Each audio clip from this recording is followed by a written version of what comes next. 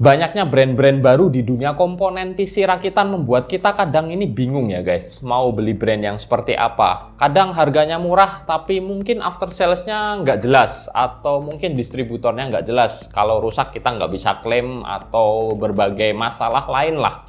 Nah, di sini saya mencoba untuk mereview dua buah barang dari brand MacQuest Digital. Saya awalnya juga asing ya, nggak tahu apa sih ini MacQuest Digital. Tapi setelah saya browsing dan searching, ternyata ini brand yang udah cukup lama ada dan asalnya dari Singapura, dari tahun 98. Belakangan ini aja baru masuk ke pasaran di Indonesia. Makanya itu saya penasaran dan saya pengen mereview kedua buah komponen yang paling sering banyak dipakai di dunia PC rakitan saat ini, yakni SSD NVMe dan RAM DDR4. Oke, pertama kita langsung aja take a closer look dan kita unboxing singkat.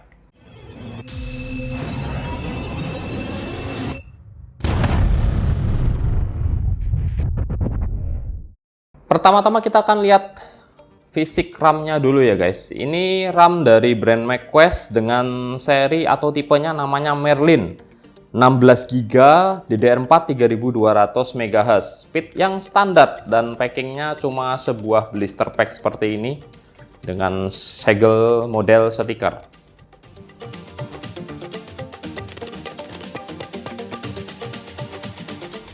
Nah, penampakan fisik RAM-nya seperti ini guys. Terlihat solid banget dengan adanya heatsink metal warna hitam untuk melepas panas lebih lanjut ya.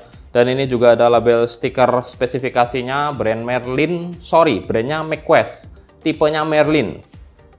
Dan dia juga nggak terlalu tinggi, jadi ini agak low profile untuk heatsinknya supaya kita bisa memasang CPU cooler yang kadang clearance dengan RAM-nya itu agak mepet ya. Jadi nggak bakalan nabrak dengan CPU cooler. Nice sih, ada plus minus untuk ukuran heatsink compact seperti ini. Nanti kita akan coba tes speed dan performanya di salah satu PC rakitan saya. Kemudian kita lanjut melihat fisik dari SSD NVMe PCIe Gen 4. Ini tipenya namanya Raptor X. Ukurannya 1 TB dan kalau kalian mau cari yang versi lebih murahnya lagi, itu ada seri Raptor biasa tanpa X yang jalan di speed PCIe Gen 3. Kalau yang satu ini PCIe Gen 4 guys, dan di sini udah ada tulisannya ya, dia punya garansi 3 tahun. Nih, garansinya 3 tahun dengan speed up to 5000 MB per second untuk read-nya. Jadi langsung aja kita buka packingnya ini. Kalau ini packingnya harus kita potong pakai gunting dan harus kita rusak memang untuk membuka atau mengambil itemnya.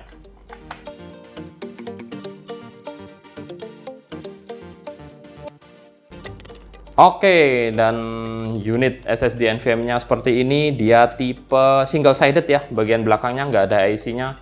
Ini cocok buat dikasih heatsink ataupun dipasang ke laptop atau PS5. Dan tentu saja dia ada tulisannya PCIe Gen 4, tadi saya sudah bilang, plus sudah sih, nggak ada yang istimewa. Saya nggak tahu ini kontrolernya pakai apa, nanti mungkin akan saya zoom di kamera ya. Ini kita harus buka dulu stiker labelnya ini. Dan kebetulan di stiker label ini biasanya kalau SSD NVMe yang lain ada tulisannya ya, warranty void if removed. Tapi di sini saya cari nggak ada. Jadi mestinya kalau di Kopek nggak menghanguskan garansi.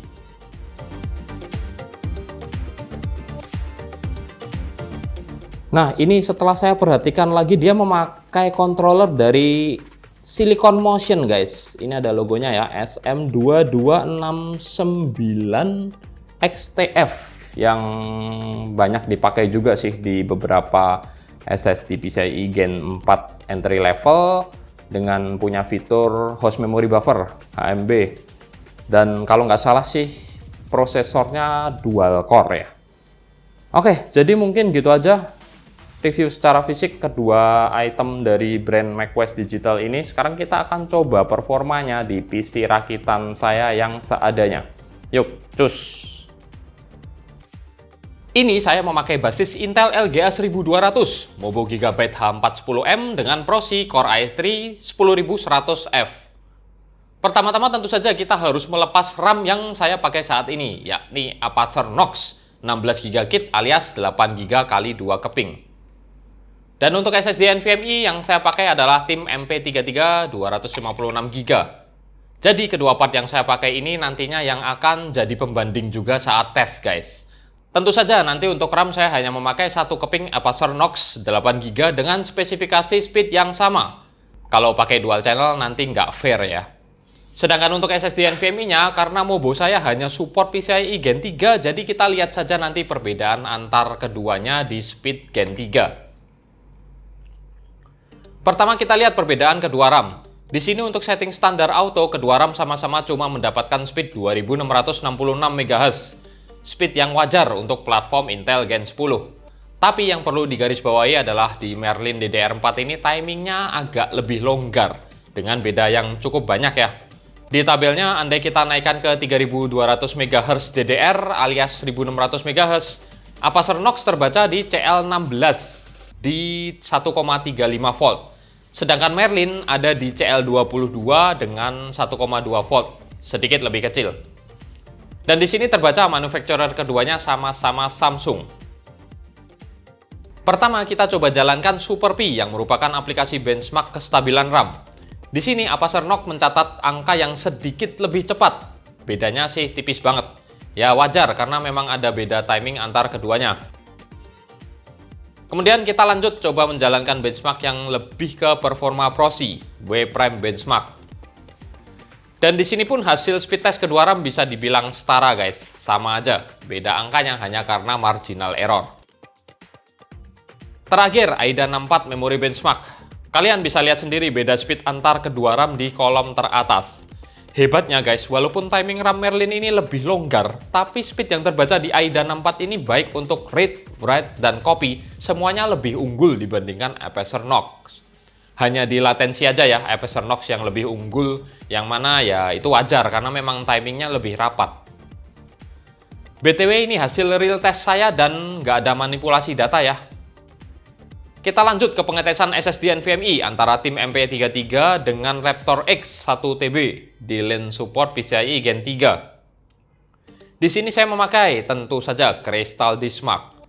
Mungkin agak kurang fair ya karena yang tim MP33 ini kan bekas, udah berumur dan punya kapasitas lebih kecil. Sedangkan Raptor X-nya masih brand new dan freshly installed Windows. Jadi ya hasilnya bisa kalian lihat sendiri. Untuk sequential read sih hampir setara ya. Tapi untuk sequential write, Raptor X jelas jauh lebih unggul. Sayang, di random read and write speednya, Raptor X masih di bawah tim MP33. Nah, karena PC saya ini nggak support PCIe Gen 4, jadi ini saya harus membongkar laptop gaming saya yang support PCIe Gen 4. Supaya kita bisa tes dan lihat kemampuan maksimal SSD NVMe macOS Digital Raptor X.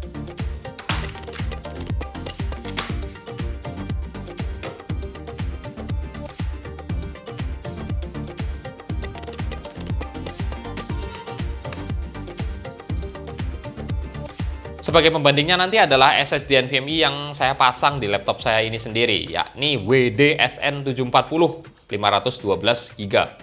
Spek keduanya bisa kita lihat di Crystal Disinfo ini ya. Keduanya sama-sama punya standar NVMe 1.4 PCIe Gen 4, hanya beda kapasitas saja. Dan FYI ini macOS Raptor X terbaca di sini namanya Falcon 1TB guys. Langsung aja kita cus ke hasil speed test. Di sini kalian bisa baca plus bandingkan sendiri. Bisa dibilang Raptor X sedikit lebih unggul, terutama di write speed, yang kelihatan cukup banyak sih bedanya. Sayangnya lagi-lagi untuk random read dan write speed, Raptor X masih kalah dibandingkan WD-SN740. Tapi ini udah bagus lah bisa mengimbangi SSD mid-tier dari WD. Dan baik untuk SSD maupun RAM-nya saat dipakai buat gaming AAA pun nggak ada masalah. Speed oke, suhu oke, dan stabil. Nah, kesimpulannya menurut saya brand macOS Digital ini bukan brand yang jelek ya. Pertama untuk RAM DDR4 Merlin-nya ini performanya sih rata-rata RAM DDR4 pada umumnya 3200 MHz, dan tadi saya udah coba di berbagai aplikasi benchmark bisa jalan stabil, nggak ada kendala sama sekali, dan mungkin plus lainnya adalah desainnya yang minimalis dan simple. nggak terlalu norak, nggak ke gaming-gamingan kayak beberapa RAM kekinian ya. Dan dia juga heatsinknya nggak terlalu tinggi, jadi oke lah buat build PC kalian yang bentuknya seperti apapun masih bisa masuk. Untuk SSD NVMe-nya ini juga sama, speednya rata-rata PCIe Gen 4 standar. Dan karena memakai controller Silicon Motion yang banyak juga dipakai di berbagai SSD low sampai mid level, jadi menurut saya sih nggak bakal ada masalah di pemakaian jangka panjang sekalipun. Suhunya juga cukup oke dan stabil. Jadi gitu aja ya review SSD dan RAM dari macOS Digital kali ini. Saya Hendy pamit dulu dan makasih udah nonton.